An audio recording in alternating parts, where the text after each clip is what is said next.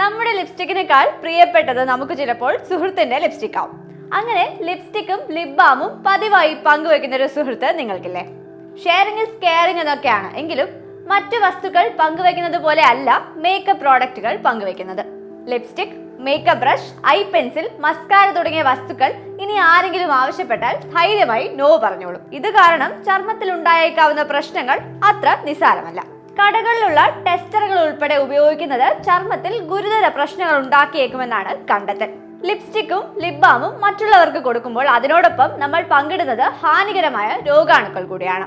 ഇങ്ങനെ ലിപ്സ്റ്റിക്കിൽ പതിയുന്ന ഉമിനീർ മതി ചുണ്ടിൽ വ്രണമുണ്ടാക്കാൻ. കണ്ണിൽ ഉപയോഗിക്കുന്ന ഐലൈനർ, മസ്കാര പോലെയുള്ളവയൊന്നും ചില്ലറക്കാരല്ല. ചെങ്കണ്ണ് പോലെയുള്ള ഗുരുതര രോഗങ്ങൾക്ക് വരെ ഈ ശീലം കാരണമാകാൻ സാധ്യതയുണ്ടെന്ന് ആരോഗ്യ വിദഗ്ധർ മുന്നറിയിപ്പ് നൽകുകയാണ്.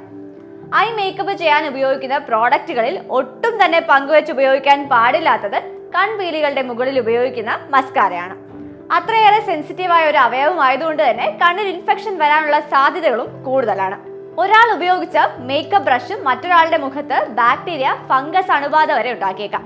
അതുകൊണ്ടാണ് കൃത്യമായ ഇടവേളകളിൽ മേക്കപ്പ് ബ്രഷുകൾ വൃത്തിയാക്കി സൂക്ഷിക്കാറുണ്ടോ എന്ന് പലരും പ്രൊഫഷണൽ മേക്കപ്പ് ആർട്ടിസ്റ്റുകളോട് അന്വേഷിക്കുന്നത്. നേരത്തെ തന്നെ മുഖക്കുരു ഉള്ളവർ ഇങ്ങനെ സ്പോഞ്ചുകൾ മാറി ഉപയോഗിക്കുമ്പോൾ മുഖക്കുരു പടരാനുള്ള സാധ്യതയും കൂടുതലാണ്. മോയ്സ്ചറൈസർ, ലിപ് ബാം പോലെയുള്ളവ പോലും ഒരു ജാറിൽ നിന്ന് ഒന്നിൽ കൂടുതൽ പേർ കൈകൊണ്ടെടുത്ത് ഉപയോഗിക്കുന്നത് ബാക്ടീരിയയുമായി കലർന്ന് രോഗങ്ങൾ ഉണ്ടാക്കുമെന്നാണ് ആരോഗ്യ വിദഗ്ധരുടെ കണ്ടെത്തൽ.